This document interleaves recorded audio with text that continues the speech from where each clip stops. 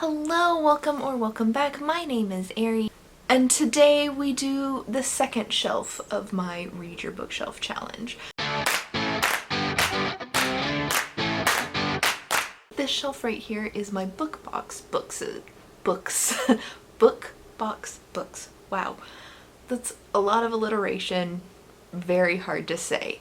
These are all books that I received out of book boxes in 2020 or earlier. Anything that I've received this year out of a book box is on the bottom shelf or on this cart right here. So we need to pick 3 books off of here. Let's actually zoom in really quick and then see what I'm going to choose. All right, as you can see, we have some books here. These are all just different book boxes. There's no particular order to them. And then I've got some Book of the Month Club ones here. So what I definitely want to do is read one of the Book of the Month Club books. And Dangerous Alliance right here is my oldest Book of the Month Club book. So we're going to pull that one out first. The other book that I want to read is this one right here. I started this earlier this year, as you can see, in a try a chapter tag, and I decided I wanted to keep it because it was really interesting, and I just haven't gotten a chance to keep reading it. So that's what I'm going to do this week, is go ahead and finish out reading this, because this has a very decent chance of being a book that I actually want to read, when most of the books on this shelf are books that I do not want to read. For the final book on my shelf, I think, since this is here, we're going to choose the final book out of my Jar of Doom. Because the Jar of Doom lives on this shelf, so it should count with this shelf. So it is not going to be up to me what the final book is. It's going to be up to the Jar of Doom. So let me put this back on my tripod, and then we'll pull the book. Alright, back to this perspective, and I have my Jar of Doom here. I have pulled out all of the pieces of paper in here that are books that aren't on this shelf, and I just put them with they're hanging out with my pins for now. So I still have them, I just pulled them, so we're only 100% guaranteed pulling a book from the shelf. And there are books on the shelf that aren't in the Jar of Doom, because I keep telling myself I want to read them, but I haven't gotten around to them yet. So this is guaranteed to be a book that I don't want to read. So let's see what we get.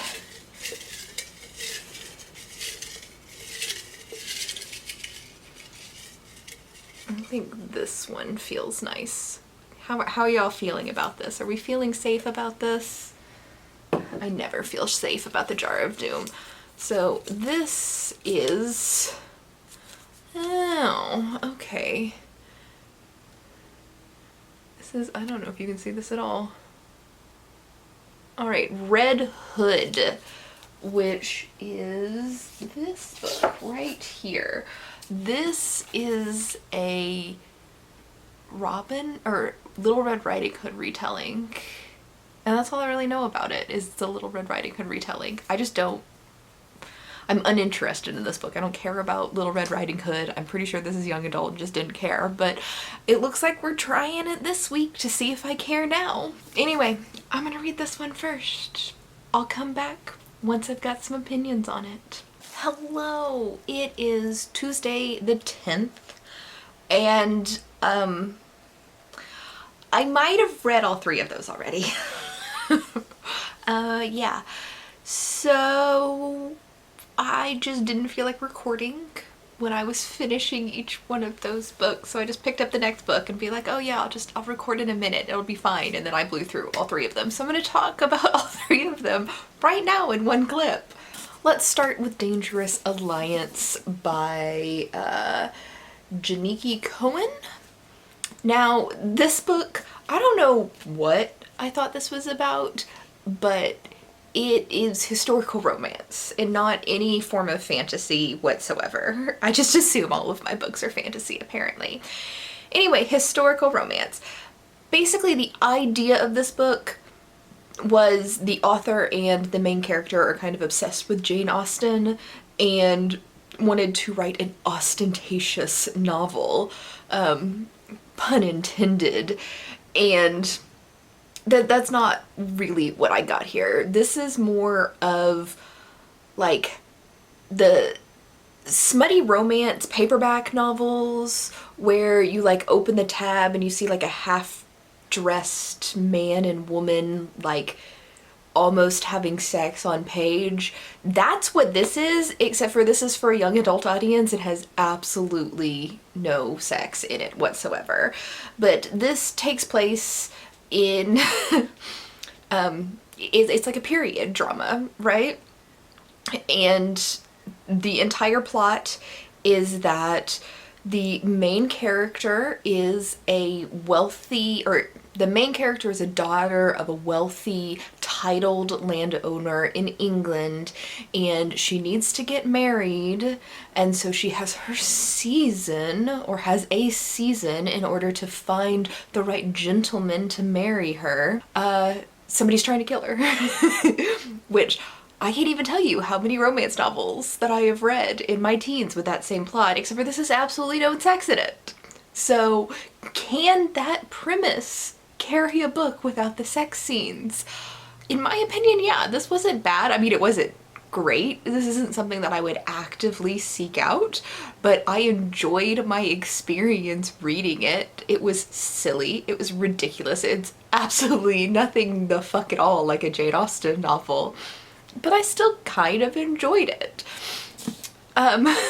So yeah, I'd give this like a high 3 stars. It's not particularly to my taste, but I had fun while reading it, and it's like a 400-page book, so that's saying a lot that I could read a romance, like a historical romance, for 400 pages, because it's not really my taste. But yeah, I enjoyed it.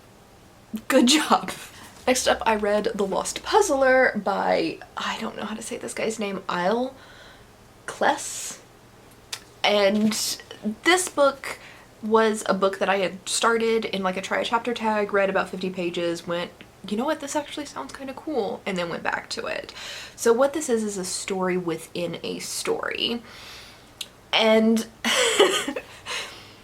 and this is a wild ride. This is science fiction and kind of post-apocalyptic, but not really. Basically, this is the remnants of a world that was extremely scientifically advanced, and the persons, the race of creatures who were scientifically advanced, it's very unclear about all of that, but humans live there now, and they have access to the technology that was left behind, but they don't have the ability to recreate this technology. And a lot of the technology are things like airplanes, trucks, computers, elevators, escalators, things like things we see in our day, but like way more advanced. Like the trucks are sentient trucks that can drive themselves, and there's weapons and all sorts of, you know, fancy stuff. And some people in this world are born with tattoos, and or not born with tattoos, the tattoos form in later in their adolescence, or they're born with them. But when these tattoos appear, those people with tattoos have kind of like abilities, and it depends on where the tattoo is, what ability you're getting. Most of them are called trolls, and they have tattoos on their head, which means they can like directly interface with this old technology by like surgically implanting this stuff, right? And then you have like one storyline in here, his main character has tattoos over their eyelids, and that means they can see in the dark and see much further distances than normal. And then the puzzlers are the really rare ones, and those people have tattoos on their fingers, and they can interface with the locks on the alien technology and then open doors to gain access to like the medicine and stuff like that. And the entire, or how this is told is basically humanity is losing their access to the technology, and the technology is just continuously failing. They're like on a downtrend, and a historian who is our main character, he doesn't have a name, he's known as Twinkle Eyes or something like that throughout the story, but never given like an actual, we're never given an actual name. And he is trying to track down this woman named V something. He is trying to track down this woman named Vincha, who was the last person alive to see a young man named Rafik, who was the lost puzzler that you've got in this story. And you have the narrator's perspective, the unnamed narrator's perspective, and then you hear Vincha's story of Rafik's life. And so it kind of like swaps between the two of them. That doesn't bother me. Like the story within a story thing doesn't bother me. It's when it's like the same characters but two different timelines that swap a lot that really bother me. And then it's like large chapters, like large chunks of either Rafik's story or the narrator's story. So it's not like every other chapter it switches back and forth. I really enjoyed this. This was very unique to me as far as like a story, a sci-fi story. It's like not a premise that I had really ever heard of, and I enjoyed it a lot. There are plot holes, and the author does an okay job of trying to fill in the plot holes. Like one of them that I can like mention right off is Vincha's telling Rafik's story, but the way we're reading it is from Rafik's perspective, and there are things in that story that there's no way Vincha could have ever known. It's just one of those things where it's like, that doesn't make any sense. And then the author tries to fill in that blank by saying, like the narrator saying something along the lines of, Vincha is not a very good storyteller, and I'm filling in the blanks of her story with my imagination. So yeah, it kind of fills the plot hole, but it's still there. I mean, at least the author realizes there are plot holes. But I actually enjoyed this quite a bit. 4 stars, definitely. I definitely want to read the second book in this series, which is already out, and I put on my like want to read shelf on Goodreads. So if you like sci-fi, like futuristic dystopian sci-fi, I think you might like this. I can't really compare it to anything because it is very, very unique in my opinion. Or at least to me. There's nothing else that I've read that's anything like this. And then our third book, which this one was a wild surprise to me because this is not at all what I expected. So by the cover of it, we're thinking Red Riding Hood retelling. And I know this is a young adult novel, so I was thinking, okay, some like young adult Red Riding Hood retelling. And yes, sure. That's not really what this is about. I mean, it is, but not the main purpose of this story, and I was not mentally prepared for this, so I want you all to go into this book mentally prepared for this. I want to start by reading the, like, I don't even know what this is, but like right at the beginning there's like a quote from another book or another author that kind of like sets up the story, and I think this is very important to read before I explain this to you, or explain the premise of this book to you. This is a quote from Margaret Atwood's essay on writing the male character that she wrote in 1982. "Why do men feel threatened by women?" I asked a male friend of mine. "They're afraid women will laugh at them," he said, "undercut their worldview." Then I asked some women students in a poetry seminar I was giving, "Why do women feel threatened by men?" "They're afraid of being killed," they said. But that is a good setup for what this book covers, which is toxic masculinity and rape culture. This book continuously asks why women are blamed for their own sexual assaults. That when a woman gets raped and you hear about it in the media, or you hear rumors about it like at school or at work, or even not even necessarily rape, just sexually harassed, it's always like,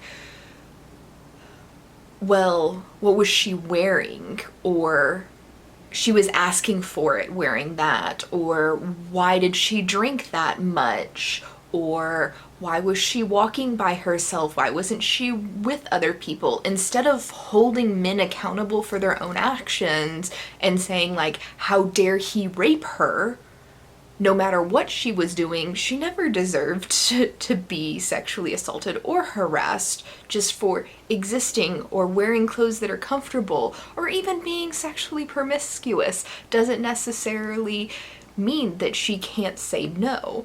And that's what this book explores. And when I'm going into this expecting like a very soft, like Red Riding Hood retelling, even like Red Riding Hood is kind of like a scary story, like with the wolf trying to eat your grandma or trying to eat you and everything, I was not expecting a magical realism version of rape culture. So I want you to go into that aware of that. That being said, this book was fantastic. I love the like reason behind this, the thought behind this, the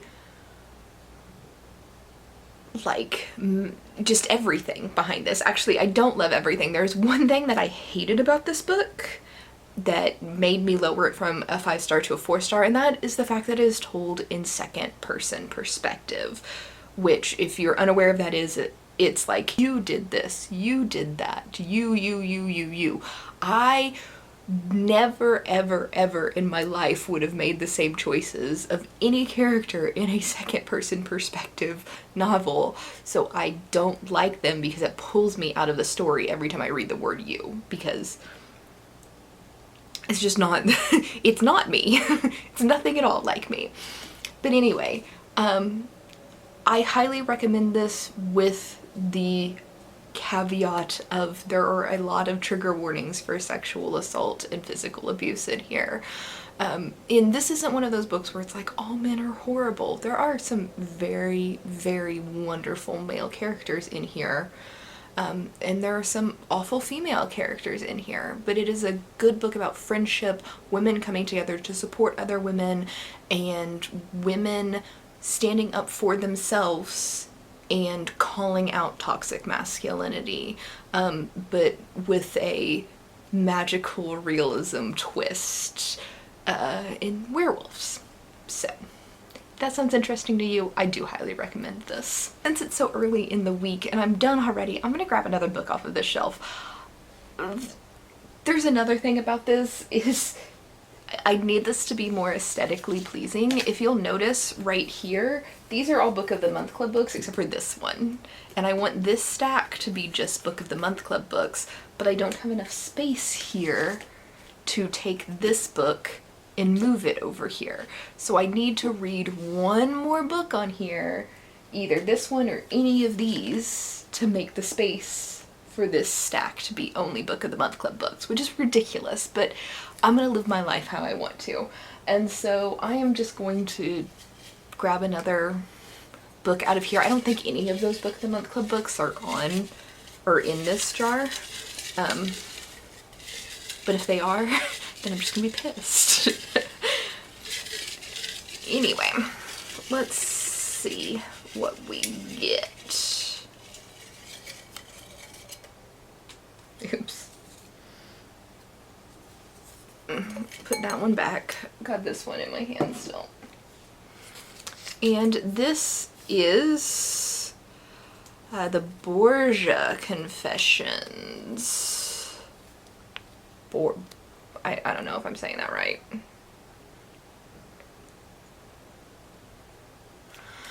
Anyway, that is this one.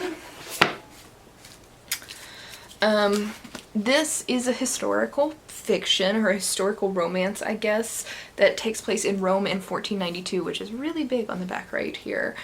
And Rodrigo Borgia is the Pope at the time, and I think one of his children has an affair. One of his children has an affair with a servant. That's all I really know. And drama ensues. Not particularly to my taste, but it's not like the worst book I could have picked off of this list. I'm definitely willing to give this a chance because every once in a while I do enjoy a good drama-filled historical romance. So, gonna read this, see what I think, and then come back and check in with you in a little bit. Alright, so I went into this pretty aware that the Borgia Confessions was not going to be my jam. Historical romance is mediocre at best to me. I'm not like violently opposed to reading them, but this isn't really even historical romance. So this book follows two characters. You have Caesar Borgia, who is the son of Pope Alexander VI. The Pope is not supposed to have children, but Caesar is a bastard child, but he is recognized by his father. Pope Alexander VI publicly recognizes all of his children that he had with his mistress. And Caesar is a cardinal in the Catholic Church. Then the other character is a woman named Madalena Moretti, who is a servant in the Vatican. And from what I understood on the back of this book, this is supposed to be, or she is supposed to be his mistress, right? It says, she discovers that men of the cloth forsake their vows to satiate their lustful passions as much as any man, and she gives in to her own temptation by becoming Caesar's lover. Like, forbidden romance. She doesn't actually become his mistress until here. Like, start of the book, end of the book. This is page 270 before she has sex with him for the first time. Like, this is not a romance. What this really, for the most part, is like a political drama, specifically Italian politics based out of the Vatican in the 15th century, in the very late 15th century, early 16th century. And the Borgia family is a family that really existed. And all of the Borgia characters are real people who seriously existed. The story itself is a fictionalization, though there are parts of it that like really happened. Specific battles, deaths, things like that. So what this really is Catholic politics. And let me tell you, two things that I never want to read about is politics and Catholicism. I don't have any problem with other people being religious or anything like that. I just don't want to read about it. So all of Caesar's chapters are literally just family, Italian, and Catholic politics. That's it. That's it. And her chapters, Madalena's chapters, are mostly just her being horny on Maine, honestly. She is a good Catholic Italian girl, which means that any sort of lust or sexual desires is completely forbidden to her ever. She is a widow, she's a widow, and her first husband like only lived for a year and wasn't particularly good in bed, but this woman is horny and she has naughty dreams all the freaking time and throughout this entire book. And that's mostly what her chapters are just like another side or another perspective on the politics or her being super horny for multiple men. And eventually she ends up sinning horribly and sleeping with Caesar, and she decides she's in love with him even though he is a cardinal. He's never going to actually be in a serious or like a permanent relationship with her. He's never going to marry her or anything. And then after they start having sex, she just freaks out about going to hell all the time and who is possibly going to ever forgive her, yada yada yada yada yada. So yeah, on top of not caring about religion or politics, I am also not interested in sexually suppressed women. So, but if those things are things that you're interested in, I can tell you that this was a very well written book. The pacing was great. The plotline could have potentially been interesting provided I was interested in the subject. So don't, like, if this sounds interesting to you, don't let me dissuade you from picking it up. It's just not for me. The only thing that didn't bother me at all, but could potentially bother a lot of people, is that this is a very open-ended book. There's a lot of open questions at that point.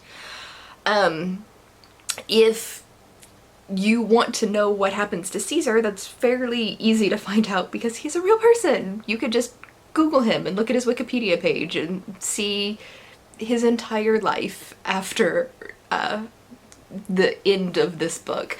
But Madalena is a fake character. You kind of just have to make up in your own head what happened to her. I personally am not a very gracious human being right now, and I decided that in my mind, Madalena died of syphilis after the end of this book. There was much talk about the French plague in this book, which is syphilis. So, yeah, she definitely had syphilis, so I just assume that she died of syphilis, which is awful. I know, but I really didn't like this book, so I just wanted characters to die at the end. Anyway, that is it for this video. I will be doing shelf number 3 next week, which is kind of a miscellaneous shelf. I have mass market paperbacks, I have nonfiction books, and then I have like any genre that I've purchased for myself that is not fantasy or sci-fi on that shelf. So it's a very eclectic shelf. If you want to catch the video for what I'm reading for that shelf, make sure you subscribe. If you enjoyed this content, give me a thumbs up. I would appreciate it, and I'll catch you in the next video. Bye!